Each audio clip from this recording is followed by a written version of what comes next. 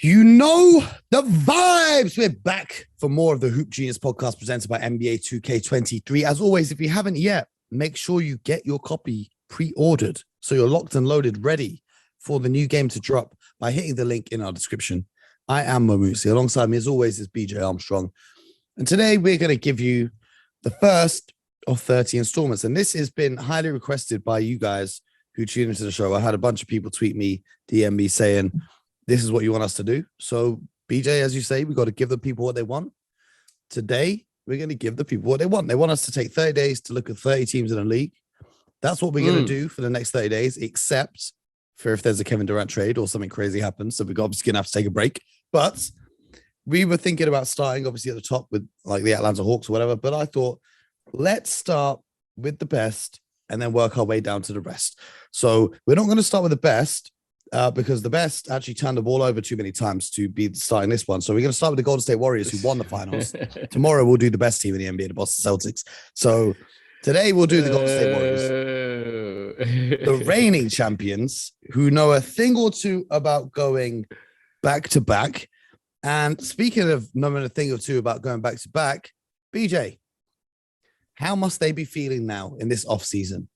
Because it's not new to their core group of guys. They've been there, done this. For the young guys, it's a new feeling. So do you think there's different mindsets for guys, Steph, Clay, Draymond, and then Kuminga, Moody, Poole? What's the mindset like between those two different, camps of players within that organization?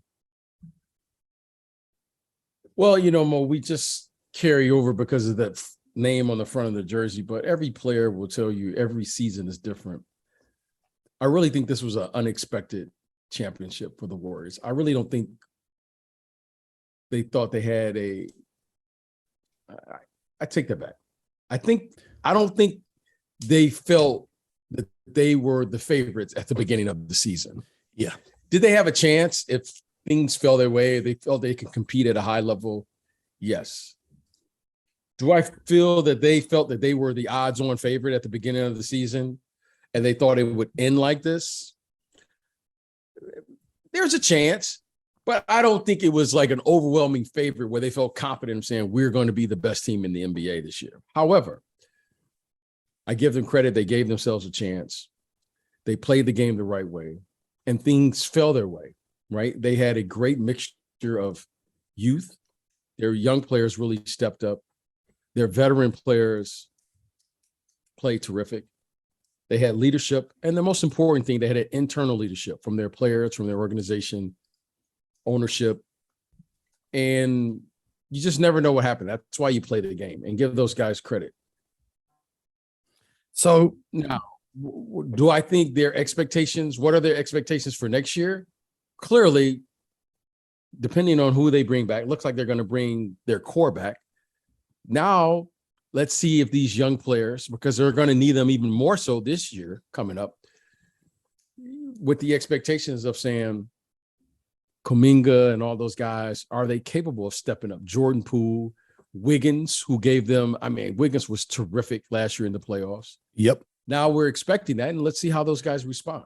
So a lot has been made about the players that they've lost after winning the championship. I'm going to give you a quick list of the players they've lost and the players they've gained.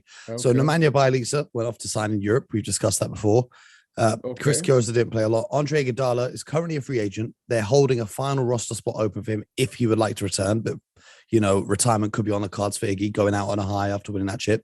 Damian Lee is now signed with the Phoenix Suns. Gary Payton II signed with the Portland Trail Blazers. Otto Porter Jr. signed with the Raptors, and Juan Toscano Anderson signed with the Lakers. So none of their core pieces, none of their core rotational pieces, no players aside from Gary Payton II who really featured heavily in those, and Otto Porter Jr., I guess, who featured heavily in those playoff runs. But look at who they've added. Patrick Baldwin Jr. With the 28th pick in the first round, drafted by the Bucks, and then they acquired him with that pick. They acquired Dante DiVincenzo from the Kings, JaMychal Green from the Nuggets, Mac McClung, who signed a little contract there, and then a few other guys who aren't really going to make that much of a difference. And they've re-signed Hakeem Olajuwon, aka Kevon Looney, to their squad. So a mixed what do you call them? What do you call them? Hakeem Olajuwon, or we can go with Moses Maloney. Okay, all right. You know what I'm saying? Kaloon Abdul-Jabbar. I don't know. There's a lot of nicknames that came out for Looney given his impressive performances. But so they've lost Gary Payton II and Otto Porter Jr., which everyone thinks, well, rightly so, they were key pieces of their squad. But in my opinion, I think they're going to be okay because they've added Dante DiVincenzo and JaMychal Green. And this also helps the ownership group of the team because Gary Payton II, Otto Porter Jr. combined to make $14.3 million this upcoming season, whereas DiVincenzo and JaMychal Green combined to make just $6 million. And you might think, to a billionaire owner, $8 million, that's not a lot of money, but that means they save $52.6 million in luxury tax, which even for a billionaire is quite a lot of money. The reason why I think the Warriors are going to be better, or not better, but I think they're going to be good, just as good as they were this season, is Klay Thompson came back from injury mid-season. So he was trying to find his rhythm mid-season. Now he's got a whole offseason to rest, get back to it. And then the chemistry for next year is going to be even improved. I think players like Dante DiVincenzo and JaMychal Green can fit in perfectly with the Warriors system of what they've got going on there. They're two players that can be very versatile in their roles, and they'll be able to plug in to that system very easily. So I think the chemistry is going to be better. And then the young players, Kuminga, Moody, Poole, they're all going to improve, or they should improve. Wiggins, I thought we saw the best from Andrew Wiggins in the NBA Finals. And if he can keep that consistency and improve, I think they're going to be great. And then the big piece that they're adding to their roster is James Wiseman. He often gets forgotten about in these conversations because he's been not really seen since he's been in Golden State. But if he does get healthy and he can provide production, he adds a whole new element to this team in terms of not just being a big who's comfortable with shooting the ball. He adds a vertical threat to this squad. Think about how many times last season, BJ, we saw, Draymond trying to throw up a lob to Kevon Looney, and it just doesn't look as smooth as if maybe it's a different big catching those lobs. And that's all, with all due respect to Kevon Looney. He's not really a vertical kind of player, a high leaper who's catching lobs from the top corner of the backboard, whereas James Wiseman can provide you with that. Also think about all the spacing that's going to be there when you're playing lineups with Steph, Klay, and Jordan Poole. The inside is going to be wide open for him to be finishing. He's going to give them an edge on the rebounding side of things as well. So if you're a Golden State Warriors fan, you've just won a championship and you should be feeling pretty good. Despite losing a couple of your key guys, you've done great with the two additions that I spoke about, and the improvement from within is going to be huge. So I think the Golden State Warriors are going to be, I think they're going to be pretty good. Yeah, well, Mo, based on last year, if everyone stands pat, I would agree with you. However, I think the NBA is going to be significantly improved this year. I think teams are going to improve. I think the Denver Nuggets are going to be better. I think, teams like Portland, I think New Orleans. I don't think Portland is in the same conversation as Golden State. I think Denver, New Orleans, the Clippers improving, but I don't see Portland as a serious threat in the Western Conference. Well, again, when you start adding players, and based on what I've seen over the last 2 or 3 years, with all the injuries and so forth and so on, load managing. And let me tell you something, Mo. When you play these long seasons, when you go to the NBA Finals, and you start playing these games and you get in your 30s, every year, Mo, it takes a little something away. Mm-hmm. It takes a little something away. Now, we're acting as if, and hopefully they do, they come back and they play the game at the same level. However, Mo, you keep going into these finals, and when you go to All-Star Weekend and you see how these guys are walking around, there's a lot of limping going on there, Mo. Mm-hmm. Okay. Now, Steph Curry is 34, somewhere around there now? Steph Curry is 34. Draymond Green is 32. 34. And Klay Thompson is 32 as well. Okay. Now, I think more than any other year, with the expectations now that they've won, this team will be faced with expectations. And I'm not sure how this group will respond. Why? Because of the inexperience that they have. Okay. It's easier to play when there's no expectations. Mm-hmm. So You now say we're going to inexperienced, have, but they've just won the championship. well, Jordan Poole is still a young player. Okay. Wiseman is a young player. Kuminga is a young player. Mm-hmm. Somebody is going to have to fill in and play big minutes because he can't play or expect Steph Curry to play 82. Draymond, Klay Thompson, and all these guys.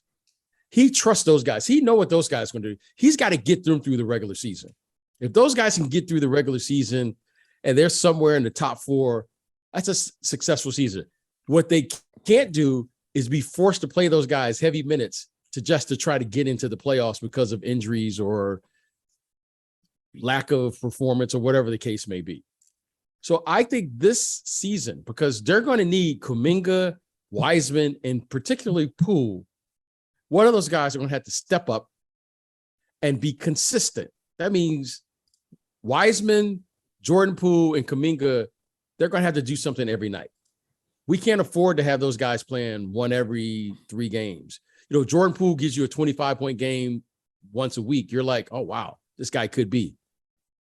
Mm-hmm. Now we're going to need him to give us 15, 18 every single night because we can't put that type of pressure on Klay, Steph, and Draymond during the course of the regular season when these guys are making these deep runs. That's just how it is. And we'll see. Now, Wiseman hasn't played now, and it seems like, 2 years? Yeah, since he was drafted. He played his rookie season, but not that many games. So Wiseman, Kuminga, or Poole, 2 out of those 3 guys Moody are going to have to play like veterans. Moody, they say, is the oldest rookie in the NBA with the way that he carries himself and is composed. But having said all of this, PJ, this roster might not even be what it looks like to finish the season because the problem with having all of this talent is you got to pay it. And in the NBA, there's a salary cap and you could go above the salary cap and pay the luxury tax, but there's only so far above you can go it. And it's almost as if they're going to have to make a choice between Wiggins, Poole, and maybe Draymond Green. And Draymond Green he's got 2 years left on the 4-year, $100 million contract he signed ahead of the 2019-2020 season. And the final year's player option. He's reportedly requesting a 5-year deal, max contract extension worth $164.2 million. Now, Draymond Green is very vital to the Warriors' offense in what they do, and he's even more vital to their defense. And we see his impacts on that and his, off the court leadership and all that stuff that we talk about. And obviously he's been with the Warriors for his entire career. And it's like, it's going to be a question of who's more loyal because the way that I look at the salaries right now, I don't know how they can pay him and pay Jordan Poole and pay Andrew Wiggins a contract extension, et cetera, et cetera. They can do whatever they want to do. They can do that. They can do whatever they want to do. That's no problem. They can pay everyone. Is that what you're saying? Yeah, they can pay everyone if they want to. They can. Now, if you have doubts, speak your mind. They can. Those players they have their bird rights on all those players, so they can pay whoever they want to pay. Mm-hmm. And they're also paying $141 million in luxury tax for this season, and there is $170 million in luxury tax. They have the option to pay whoever they want to pay. Now, if Mo says he doesn't think so, then Mo, tell us what you're thinking. They can do it. I think there's going to be some tough choices. Some tough conversations. What do you think? I think it's going to. Who do you think? No, I just think it's going to have to be the situation with Draymond and him wanting a max contract extension. Now, I'm all for players getting paid. Go get it, right? But I think the organization was working under the assumption that he might take a little bit less to just save them a little bit of money and paying the other guys. And the reason I think that is because this guy, Draymond Green, loves talking about LeBron all day long. LeBron James, absolutely incredible. LeBron James, absolutely incredible. Now we see these videos of those two partying together, Draymond being his personal photographer. That put the seed of doubt in my mind of would Draymond Green be looking elsewhere to get that money if the Warriors asked him to take a little bit of a salary deduction? That's all I'm thinking. I have no inside information. Okay, so into the mind of Draymond Green. what's a little salary reduction? What's that look like? Not the max extension. He's asking for 164. Okay. Over Okay, so 5 what do you years want to at give the him? age 100? of. What do you want to give him? 100 and how much? How much? Give me a number. That's not my job to give you a number and a number Oh of years. yeah, Mo. You said it. So what do you think? It's not, You this can't is not just my say a job little. to work out the intricacies of the exact details of the contract.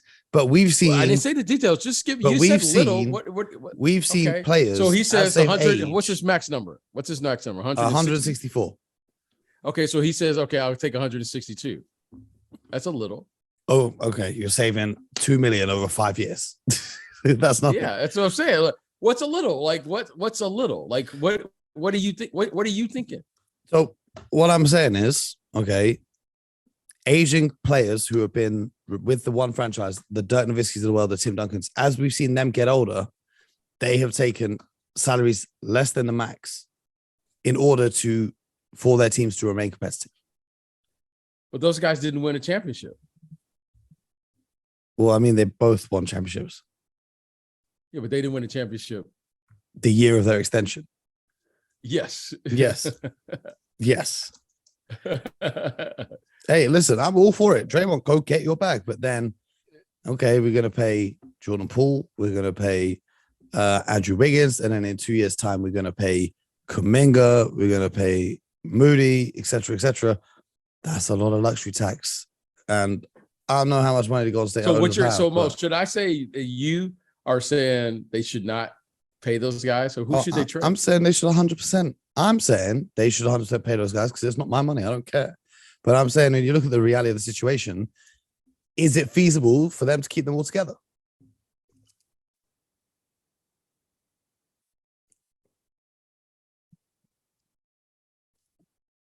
Well, I think that's a choice that they're going to have to make. And that's what we're talking about. No, but I'm asking your opinion. Like, what is your opinion? My opinion of what I would pay Draymond Green if I was Golden State Warriors. Your opinion. What would you do with this team? That's what would you do? If you were in charge of the team, what would you do? That's my question, and you don't want to ask the question. Well, I'd run it back. You just won a championship. I'd do exactly what they're doing right now. And then these other conversations of contracts, etc., I can deal with after this season. Let's see if we can go back to back. If we go back to back, I'll pay everyone happily. And if you don't, Yeah, well, you go then to we're gonna conference finals. Well, then we're gonna have to see how people played. We're gonna have to see X, Y, Z. Is this player developing in the way we want him to develop? Is this player maintained his level of play how we want to play it? You know, I Mo, can't predict the future. I normally would go for that with a first time group. This group has won 4 championships. There are 3 players on there it's 4 players on their team that's won 4 championships. There's nothing else to talk about. Are you paying them or not? We're gonna have to wait and see. Are you paying them or not? It's like, well, I don't know if Steph Curry, Klay Thompson, and Draymond Green, if it's going to work. Let me see. Like, come on. It's not Are you going to pay them or not? It's not if it's going to work. It's okay. How many games are we going to get? What's the injuries looking like? What's X, Y, Z? There's so many different factors that go into it. It's not a question. When healthy is and it gonna injuries work? happen, you have 100% chance of getting hurt Yes. as a professional athlete. So it's not if they're going to get hurt, it's when they get hurt. Now, are you paying them or not? They've already performed. I'd pay They're them. arguably now in the conversation with one of the great runs of all time. You can argue that right now with Mhm. this group. So Mhm. now what you can also argue is, are they capable of putting the right pieces around them? Mhm. So I'm saying, Are to you is- capable of putting the right pieces? So my question to you is, when healthy, they perform. They show up. Yes. Yes. Okay. So now we're going to put in all the players. What about the management? What about the owner? Okay. Can you put together a team? And we all know what it's going to take. We're going to need resources. Mhm. And are those the right pieces around them? You got to take some responsibility here. I just gave Yes. them credit at the beginning of the show and say they had great internal leadership. You can't just take Well, I gotta wait. You can't The just point. go The there. point is irrelevant what I would do. The point is, what do you It's think they will we're do? asking your opinion. We're in a I'm asking hypothetical for your world opinion. where I'm the GM or I'm the owner. I'm just asking Mo's opinion. That's all. If it's a hypothetical, I'll pay everyone. I'll give you $10,000 billion trillion. If it's a I hear hypothetical you, world, like, but if Mo was in charge, if Mo was in charge of the wasn't, if Mo says I don't want to answer the question, then we can move on. But Mo has an opinion on what he should do. I'll pay it. We can't. I can't let you get away and say, "Well, I I'm not trying to get away with anything. I'll pay them. But my point is, how you would long, pay everybody. I'll pay everyone because we're playing this game of hypotheticals. The point is, no, it's not a game of hypotheticals. This is a real life situation for them. I don't pay them. I don't own the Warriors, so it's a hypothetical. My opinion. Hypothetical. You're just predicting. You're just trying to make a prediction what they're going to do. I don't know inside the mind. Is the ownership happy to pay 140, 170, 150? What do you think, though? What do you think? Luxury tax, season after season after season after season. I don't know how they think. Okay, what do you think, though?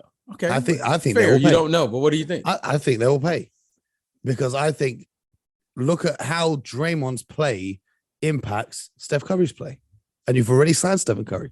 Remember during the season when Steph Curry had a dip in form, and everyone's wondering what's wrong with Steph Curry. Well, Draymond was injured. You got to pay him. Guys helped you bring you 4 championships.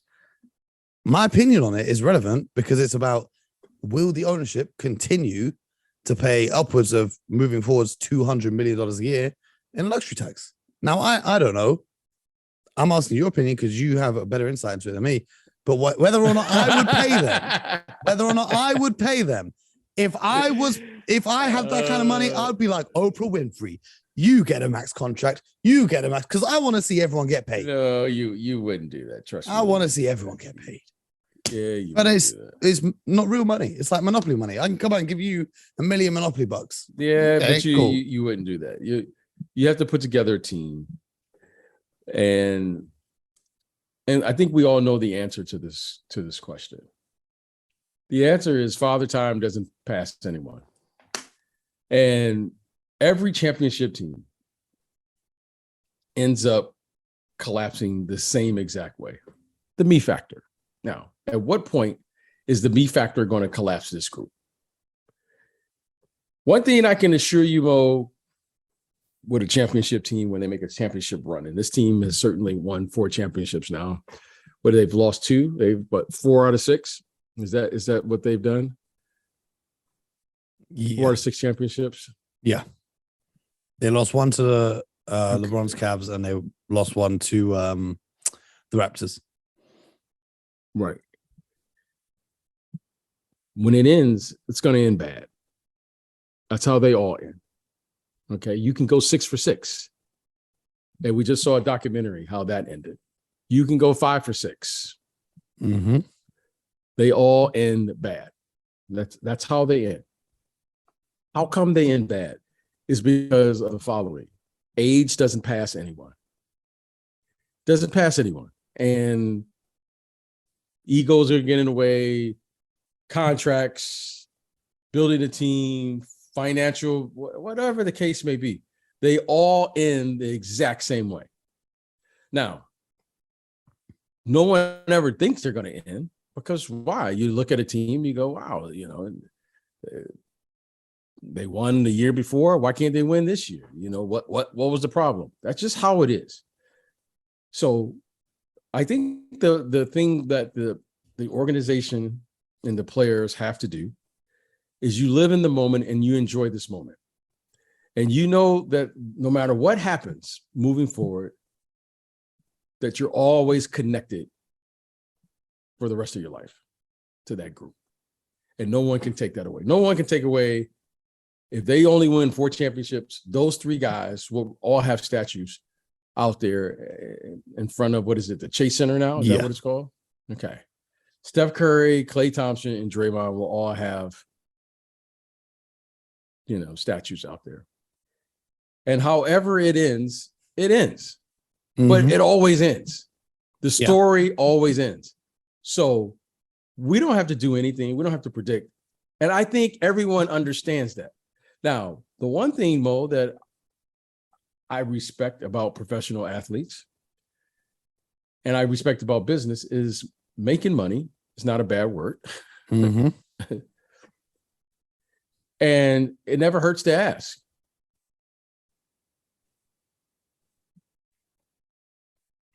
It never hurts to ask. Okay. And right now, you are at the height, you are at the top of your game. Mm-hmm. Mo is at the top of his game. Why wouldn't Mo ask? Would be my question. Doesn't get any better than this. Mm-hmm. Now, you know, Mo, because you're going to be a GM someday. And right now, we can pass it off as a hypothetical, but here's a real teachable moment, you know, for all of us. In any negotiation, it never starts until someone says no. I was just waiting for you to say no. Once you say no, that's a negotiation, Mo. You said no, I said no, so let's negotiate. If I ask and you say yes, that's no negotiation. I must have some type of leverage where Mo felt he had no other option, or vice versa. Here's the great thing about, we just saw Charles Barkley Big do the bag. same thing. We just saw Charles Barkley do the same thing last week. So why are we playing hypotheticals? The great thing about social media is it plays out in real time for all to see. Yeah. It plays out in real time now. Charles Barkley reported he was offered what, 50, 60 million? 60 mil, whatever. live golf. Okay. I think I even sent that to you. Yep. It used to be these conversations were all had behind closed doors. Now they're just playing out in real time. I don't understand why that's even news. Why wouldn't he ask is my question. It doesn't get any better than this. Mm-hmm. Whoa, you can't get better than you are the starting you're one of the starting players. You're one of the core pieces. And you just won an NBA championship that no one anticipated other than maybe the Warrior Nation. Why wouldn't you ask? Mm-hmm. If they say no, then what am I worth then? But what if they say yes? Yeah. So why wouldn't everyone right now ask? Okay. Gary Payton, clearly he asked for more money than they were willing to pay, and they said, we can't. Damian Lee clearly asked for more money than what they were willing to pay. Why are we making such a big deal about this ask? It's the off season, BJ. We can say this every episode, and you can question why we talk about these things, but this is. No, I'm not saying we question it, but I'm just asking, why are we making a big deal? Like, it's only reasonable and logical for him to ask. Yes. So the question is, BJ, if you were in charge of the Warriors, what would you say? I'd let it play itself out. I would let those three play it out. And here's what what I've learned. Draymond, it's only three guys. And Draymond. Draymond. Those guys have earned the right to defend their championship. That to me, that's the core. All the rest of it is just pieces that come and go. And, you know, look, do I think they could have won it without Wiggins? No. But those three deserve an opportunity to defend their championship when they're healthy. Those three deserve it. Mm-hmm. So I think those three, and then now the other pieces, that's a front office decision, because every front office has to make the following decision. At what point do we do one of the following? Stick with our pieces because we are loyal to our people, or do we not tank and continue to move on by trading one of our core pieces? There's no right answer, but we've seen both ways, right? Mhm. We've seen when star players stick with their team, how that looks at the end. We saw Dirk Nowitzki at the end. Mhm. It was a farewell tour of him just saying, hey, thanks. And every game he played, he would come out and play. And they put him on the All-Star team to say goodbye. And we saw the late Kobe Bryant, how that looked. We saw what Michael Jordan looked like when he was D-Wade with the Heat. We know how it looks. We know how that looks.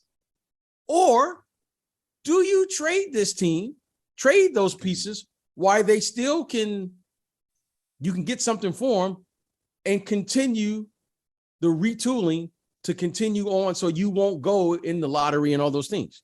That's the question. Mm-hmm. Those three guys have earned the right now to defend their championship. Those three. Because let me tell you something. Those three I can trust. Everyone else, I don't know. You and I were at the game. I didn't know what Jordan Poole was going to do. Mm-hmm. I didn't. Did you, Mo? Depends who's sitting courtside watching. What we knew, Steve Kerr was bringing him in the game early for a reason because he was struggling. Mm-hmm. Why were we all surprised when Wiggins played well this year? Why? Because we didn't know what he was going to. We didn't know what to expect.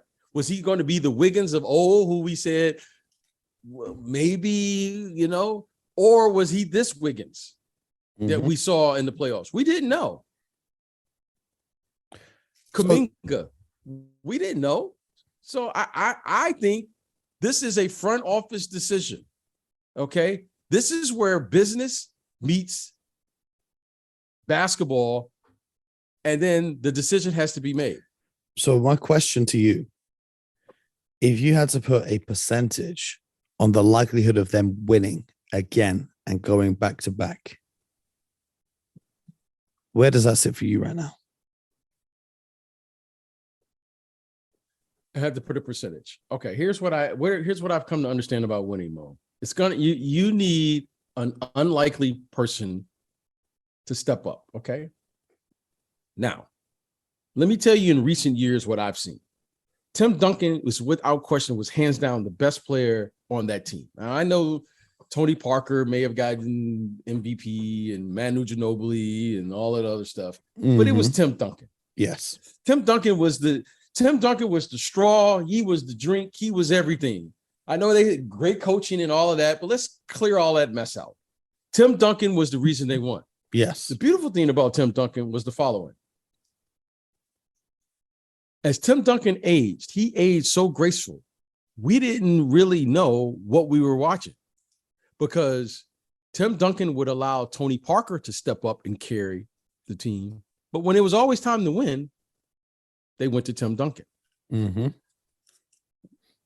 Tim Duncan was aging so gracefully. Kawhi Leonard stepped up, got Finals MVP.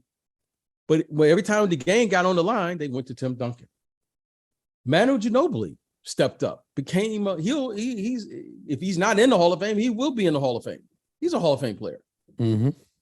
And what I've said prior to this conversation is the following. They have three inexperienced players that are very talented. Wiseman, Poole, and Kuminga. One of those guys are going to have to step up into one and play one of those and play in that role.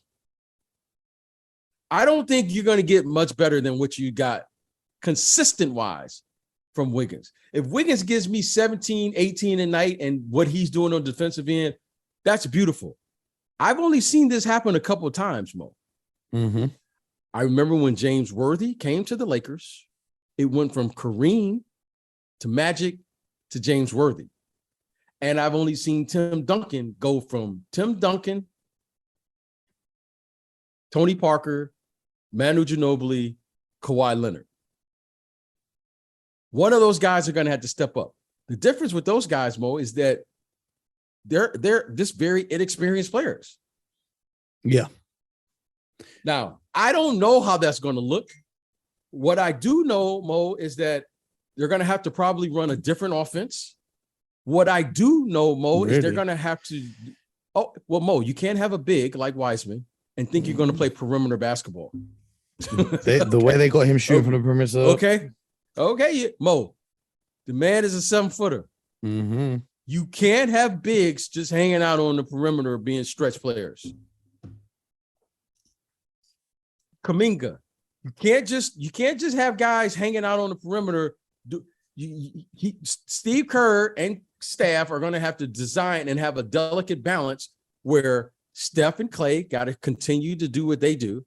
And then they're going to have to get the ball to Wiseman to get touches if he's going to carry the offense. Now, the Lakers had an offense called Showtime. You know what was beautiful about Showtime, Mo? Is that James Worthy one year led the team in scoring, right? Yeah. Just like Tony Parker led the team in scoring, right? The offense was ran through Tony Parker. Screen roll, screen roll, screen roll. Kareem, when he would outlet the basketball, they would outlet it and they would do their Showtime break. Yeah. James Worthy was the first big down. Okay. More times than not. You had AC Green, you had the other guys, Kurt Rambis, but James Worthy, they deferred to him on the strong side post. If Kareem passed half court, no one was allowed to shoot. That's what started what you guys now call the secondary break. Because we're not going to waste any effort of the big fella. Because the big fella used to be maybe one of the first or second guy down the court. Yeah. And the reason I'm using this example is if you're going to have one of these other guys step into that 3-man rotation as far as scoring, you're going to have to play through them. Okay. You're going to have to play through them, and you're going to have to change your offense to get him the touches, because part of coaching is to get your best player the basketball where they best can operate. If we're just going to allow him to be a stretch 7-footer, then let's keep Bielitsa. What's his name? Bielitsa. Just keep him there. If we're not going to play through him on the post, if we're not going to do those things, what's the point? Kuminga, the same. This guy can post. This guy is a big body. Mm-hmm. All right. So go ahead. Are we going to get that percentage number from you? 33%. Okay. Because you got three guys, and you got to give them equal touches. Mm-hmm. If the big fella has it going, Wiseman, you got to get him 25, 30 touches. Mm-hmm. If Curry got it going, you got to get him. But let me tell you something. We can't keep relying on Curry and Klay Thompson for 82 games to carry the offense. That's just Steve Kerr has bigger fish to fry now than that. He's got to get one of those guys to be consistent with a lack of experience. That's very tough to do, Mo. Mm-hmm. That's very rarely do you see that in the NBA. You're talking about winning a championship with Wiseman, possibly as one of your top 3 scorers. Jordan Poole, that means you had 3 guards averaging over 20 points a game, which is probably unheard of. Or Kuminga, who's currently now Draymond Green's backup. Mo, where are they going to play? Kuminga is probably in the most difficult position because he's playing behind Draymond Green and Wiseman's coming back. So you got Kevon Looney and Draymond and you won a championship and you're saying Wiseman might be the top 3 scorer next year. How? How many teams can say their 3rd string guy is going to be our top 3 scorer at the center position? Well, how many guys can say their backup guy, Jordan Poole, we're going to insert him in and be our top? How many teams? Well, he gave them 18, 19 points a game last year, Jordan Poole. So he's going to be their 3rd scorer, not Wiseman. And then Wiggins gave them like 17. But if Kuminga and Wiseman have to play, that's not Draymond and Kevon Looney and Andre Iguodala. Yeah. But There aren't as many balls now. last season, you talk about can't rely on And them. Klay Thompson, remember, hold on, Mo. Sorry. Klay Thompson missed a significant part of that season. Yeah. So we talk about not relying on them for 82. Steph played 64, Klay played 32, and Draymond Green played. How many games did Draymond play last year? 46. So they won a championship with those guys playing 30, 40, 60 games. Okay. So they've done it. It's like it's not like they've relied on them for 82. They did it with they every year your team takes on a different personality. Every year your team takes on a different personality. Okay? This year, Mo, let me assure you, this kid Wiseman has something to prove. Mm-hmm. Poole has something to prove. Kuminga has something to prove. This one kid, he may get paid. What's it get? Wiggins. Mm-hmm. This is a different group. This is a different personality, and they got a different challenge. If you think everybody's going to stand pat, then Mo, you haven't been in a lot of NBA locker rooms. That locker room is going to change. And let me assure you this, they won't be sneaking up on anyone next year. Okay. Well, you guys at home, let us know what you think of the Golden State Warriors' chances to go back-to-back as champions. Only time's going to tell. And we're going to be back tomorrow breaking down more teams from the NBA and their chances of winning a championship next season. As always, make sure you leave a review, leave a rating, subscribe, like, share with a friend, and all of that good stuff. And of course, hit the link in the description to pre-order your copy of NBA 2K23, where you can play as the Golden State Warriors, and you can be the GM, and you can pay everyone. Unless, of course, you turn on the setting where give your opinion. Let us know. Let us know. I might do a poll tomorrow. Get involved on social media. You know where we're at. And until next time, as always, get buckets.